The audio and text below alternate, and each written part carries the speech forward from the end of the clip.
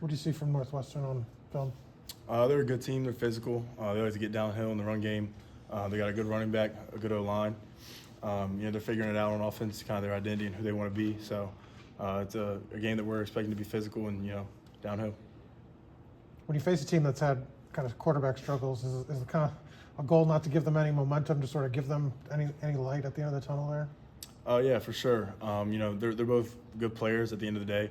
They're both kind of settling in and kind of figuring out their role in this offense. So they're not to be taken lightly, even though, maybe their numbers aren't there. They're not getting a lot of the talk around the country, but it doesn't matter. Still great players. So we got to come in and prepare for them like the best quarterback in the country.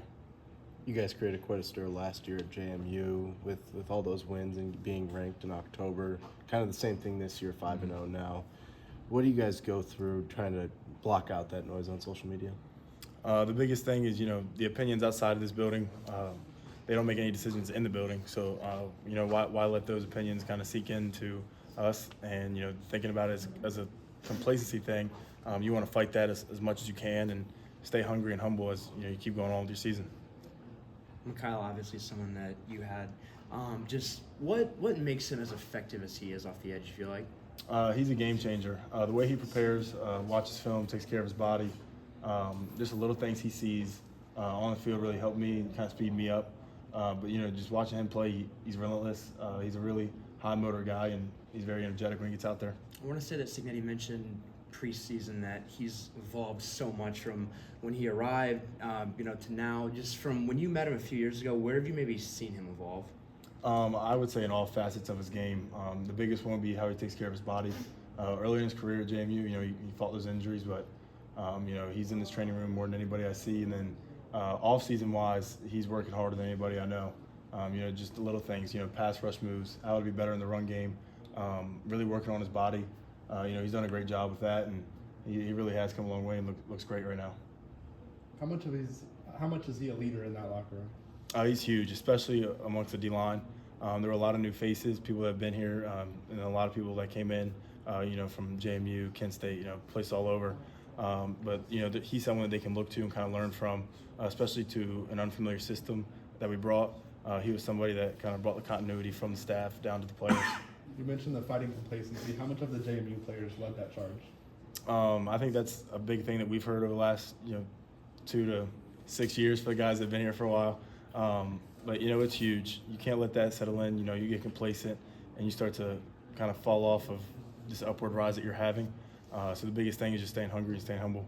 What strategies do you have personally to keep that mindset alive? I block out all social media. There's no point in reading anything. You can read something good, you can read something bad. At the end of the day, it has zero effect on you and how you play. So keeping everything in-house and kind of just listening to my coaches, my teammates, seeing what I need to improve on instead of hearing, how great you are, how bad you are on, Twitter, Instagram, stuff like that. It's just keeping everything in-house. When you reviewed the first kind of 5 games here, what do you think is left? What do you think this defense needed to do to kind of even get better or improve? What have you guys left on the field, do you feel like? I feel like we left a lot of explosive opportunities on the field. Me, myself, I know there have been a couple, the UCLA game, there's a sack and an interception in there that I think I left on the field. And then you go to each position group, everybody will come and tell you firsthand there's been opportunities that they've missed that they wish they could have back. But that's part of football. It's part of getting into the film room, improving and capitalizing those opportunities next time you have them. The ranking, is that, rat poison? Is it kind of validating in a way? How do you guys kind of react to that? It doesn't really mean nothing to us. You get your hard work noticed, but that's about it. Northwestern doesn't care about it, so why would we care about it?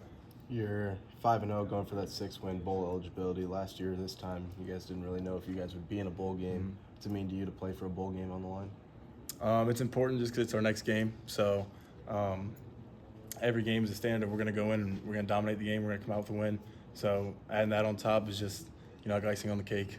Have you guys talked about what this game's going to be like? Because it's a temporary stadium. Like, do you have any expectations for? Have the coaches mentioned that at all? They have mentioned that it's going to be a little different, but at the end of the day, I don't think it matters. We could play in the stadium for 100,000. We can play in front of our parents. We're going to go out there and we're going to do what we need to do and execute at a high level. Were you familiar? Have you prepared any differently for that? No, I haven't. Just looking at it as a defense whole, we're working on our communication levels, kind of helping that.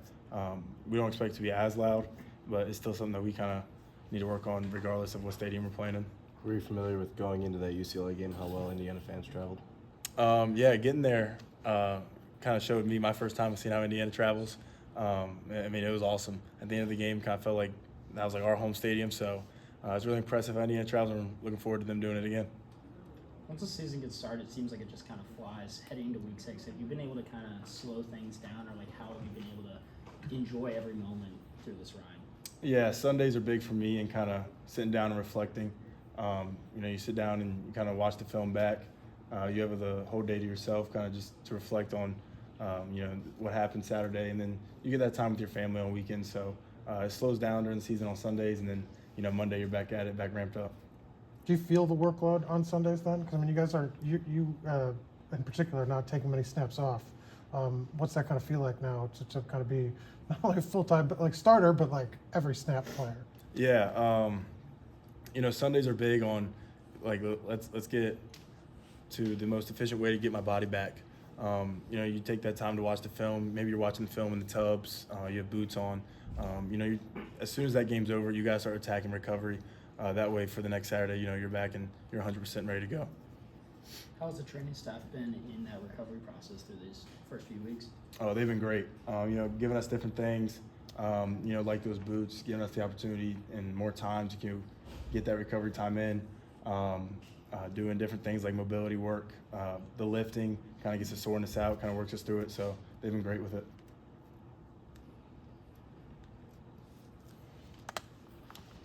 Cool.